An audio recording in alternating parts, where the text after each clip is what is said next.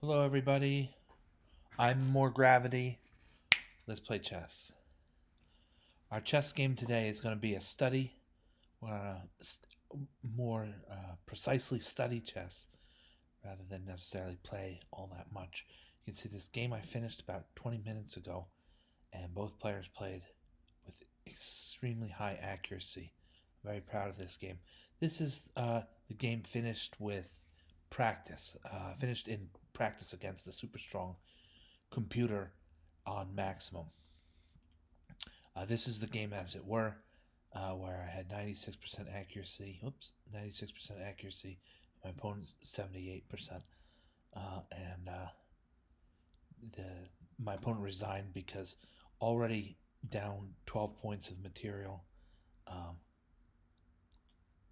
She or they are going to lose their queen due to the pin and the winning pin. When I play rook to d1, it's white to move, and even if black can capture the knight on c7 and recapture the rook on d6, there's no way. It's over for black here. But before we get quite to that, in media res a little bit here today, folks. This is how the game started, as every game starts this way. Haha. But I decided to play the Open Sicilian. This is the Open Sicilian. I haven't played this in a while. It's one of the all-time great chess openings. Oh man, it's full of all kinds of different divergences and a lot of really strong chess. This is probably just about as common as the Roy Lopez or the Italian game. Some of the French defense or Carol-Con, some of the real granddaddy, big-time chess openings. And with sort of book play for a while here, I play bishop to e3 to protect my knight for a second time, as there are two attackers against that knight. And I don't want to exchange on c6 and just allow my opponent to centralize with a recapture. b7 takes c6. That's not ambitious enough for white. And then e6, I agree with Stockfish, is a little slow, and I'm able to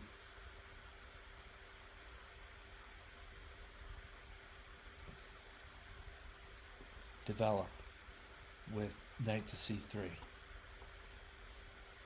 E6 might have been better played with knight to f6, frankly. This knight can sort of fend for himself, and then black is ready to castle and have that super strong fianchettoed structure that includes a knight on f6, a rook on f8, kings placed on g8 after the castle, and then these pawns in a triangular structure on f7, g6, and h7. But instead my opponent played e6, which, like Stockfish and I said, is just too slow. At the beginning of the game, I'd like to see e5 and putting the question to my knight, although that blocks in black's dark squared bishop. So anyway, it's still a game. It's not a horrible mistake, but it's the type of mistake that if my opponent relies on this regularly, he, she, or they are going to end up in this cramped nature of a position while playing the black pieces. And it also leaves a hole on d6. So I immediately made moves towards exploiting that hole. I thought I might play in some lines I might play knight to d6 check, and forcing the king to move. And in some lines I might even play knight to in some lines I might even play knight to d6 checkmate. Unlikely, but possible if, say, rook to f8 or bishop to f8 were to occur. Black's not going to play that way. Instead, black chose to open up in the center. Part of this might be born out of a calculation that black can castle kingside at any point. White is 2 moves or more away from castling to either side. So opening up in the center kind of might get the jump on white before white has managed to make his king safe. C takes d5. It's a very strong move. How to take here? I could capture E takes d5 or C takes d5. Frankly, it probably transposes onto each other, but typically we want to capture towards the center. C takes d5 gives us that one extra chance at having 2 central pawns rather than just one. Also, C takes d5 doesn't neglect, as it might seem at first, the protection for our knight on b5, because our bishop on f1 is protecting now, as was all along, our knight on c3. So with that being said, it also opens up the c file, which is probably more likely going to be white's to exploit than black's. Hence c takes d5 instead of e takes d5. Honestly, as Stockfish here indicates, they're pretty darn close. They're both very strong ways to recapture or to capture those. So c takes d5. I'm glad to have played it, and a little bit of upping the ante as e takes d5. Now we are threatening a higher value piece, which is one way to catch, seize, and sustain the initiative by upping the ante. This would be like the first step in that. With knight to e5, I say I'm upping the ante. Pawn against knight. And this is also accurately calculated now to the point where white is going to win material. So knight c6 is about as good as black can muster, and then the fork. Upping the ante extremely so. No, upping the ante extremely so, and extremely so. So that these moves that I made with the pawn along the d file not only scattered some of black's defenses, not only created in some ways a promotion threat in some circumstances, but also support in this secondary way the knight move to c7, the way that other pieces aren't really able to do. Other eligible pieces would be the dark squared bishop, but there's a knight in the way, a protected knight in the way. So knight to c7, and this classic e8, a8 fork is going to win white material and subsequently the game, although there might have been a few more scares, but that's most of it. White has a huge lead now in material. Playing bishop to g4 here. Black is trying to win the knight back because the knight has a good rally point at c7. And so black is playing for the initiative by a move like bishop g4 is very smart. Sometimes these are the type of moves you can't calculate back when I'm calculating the fork. So he might be able to swivel out of this a bit, or at least regain some material by way of capturing the knight on a8. But fortune was in my favor. Just throw a pawn in front, and now I have initiative by way of an attack on the bishop on g4. And when that piece moves, he's not moving to h5 for fear of even more loss of material. He's moving to f5, which is a fine square for the bishop, and that gives me just the moment I need to escape a8 with my life after having captured the a8 rook. If I'm the knight on c7, if I'm the knight that's now on c7, that is. I'm not in the commander one, but yeah. So the knight finds its way to c7. And it's this move on knight takes f3.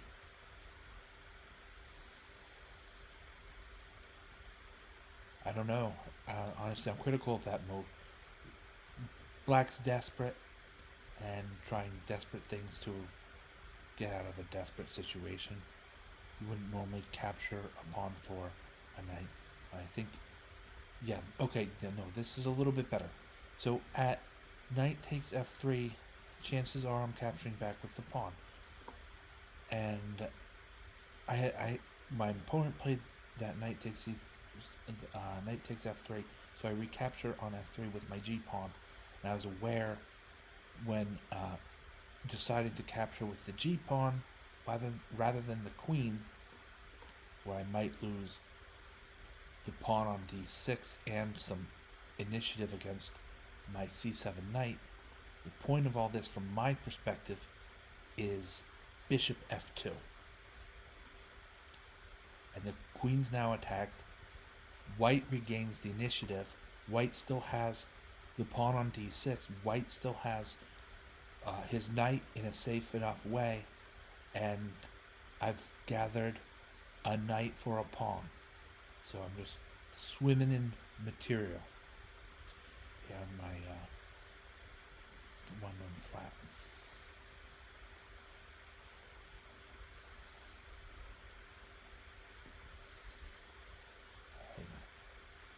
So bishop f2 is the saving move here for white. There's other moves I'm sure that work. The Stockfish is suggesting king e2 and king d2.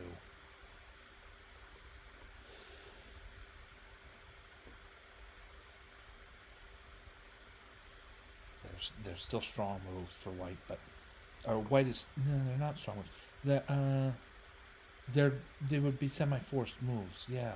And we wouldn't normally want to bring the king away from his home square on e1 without it being by way of castling or in some other very safe way. I could move to d2, and I guess white's still doing fine owing to being a whole queen for the better, but just with better style, bishop to f2, white now has the initiative, and it's all good. At this moment, I chose to play queen to b3, protecting my knight for a second time. Don't forget these long diagonals in your calculations. And also threatening for a queen trade, either by white's queen captures on b4 and the knight captures back, or black might initiate with queen takes b3 and my a2 pawn captures back. I had 8 points of material, taking off the strongest and most dynamic piece on the board, one for the other and the other for the one, is a smart idea for white. So I played queen to b3. And this move, bishop takes c3.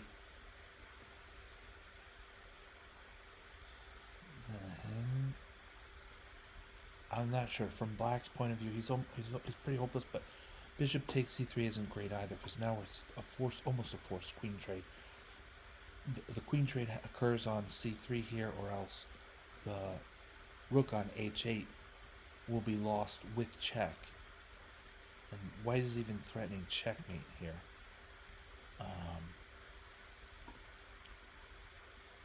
Is he? Oh no, because white's almost threatening checkmate. Black would have e7 as an out, and in fact that's how the game went along. So this is kind of hard to say. From black's point of view, with black to move here, he's just lost a bishop to the ether that Albert Einstein disproved. All right, but he doesn't want to lose her or they queen on b4. He also doesn't, even in a trade, he also doesn't want to lose a square rook on h8 just for nothing. But maybe the game is a little bit more difficult than we thought.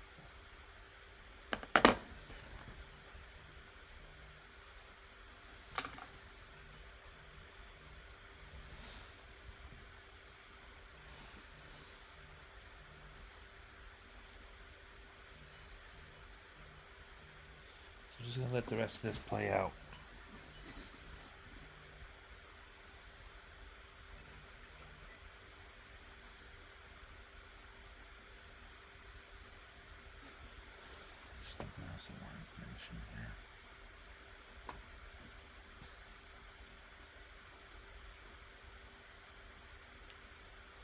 after picking up the rook, we want to be careful in situations like this.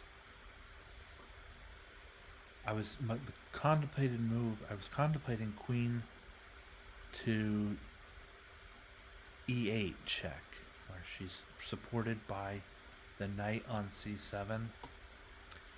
The king must move to f6, and I couldn't find a forced mate after that. Not quite so directly. I thought that bishop to h5 looked promising, but then pawn to g5 is both blocking the attack, returning the attack against the h5 bishop, and in a protected way by the king that is now on f6. And it looks like with Stockfish is noticing a mate in 19, saying this issue with the bishop going to h4 after queen e8 check doesn't work out. It would be a much the mate would be way quicker than 19 full moves. So I played the move bishop to h4 check, realizing that if perhaps pawn to f6 were to evidence itself, then white plays queen takes f6 check, and in response queen takes f6 and bishop takes f6 check, and even at losing a bishop for a pawn, king takes f6, even at losing a bishop for a pawn, the queens swap, and that's lights out against black in this position. So that dictates back to where the moves were here to play bishop to h4 check.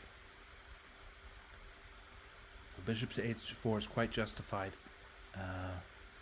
and now this is where my opponent resigned, either a second before or a second after, when I played rook to d1, and black will lose his, her, or they queen.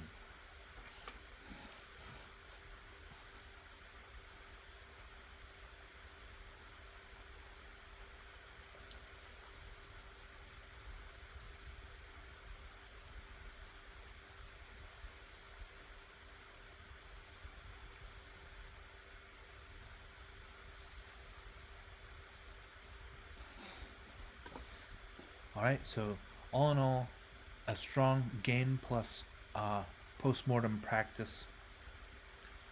Very high accuracy numbers for both white and black. And I'm glad to have shared with you my analysis of this game. As a side note, I'm going to mention the results of Grandmaster and World Chess Champion Ding Liren, as he faced off today in the wee early mornings for those of us here on the Eastern time zone, the New York time zone. Liren had the black pieces against the challenger Qxd, the youngest challenger yet to the World Chess Championship, and won with the black pieces.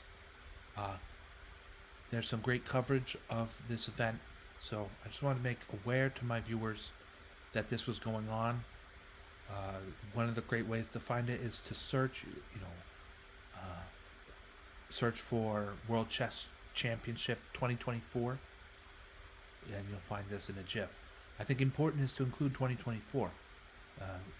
There'll be other great information on other World Chess Championships if you don't include our year, this year, 2024. If you're looking for the most recent World Chess Championship, the one being played from now for a few weeks, maybe even a month into the future, you'll want to search World Chess Championship 2024. Anyway, or better yet, wait for me to log on and explain another great game of chess that I've played. Okay. Watch the World Chess Championships until I'm there.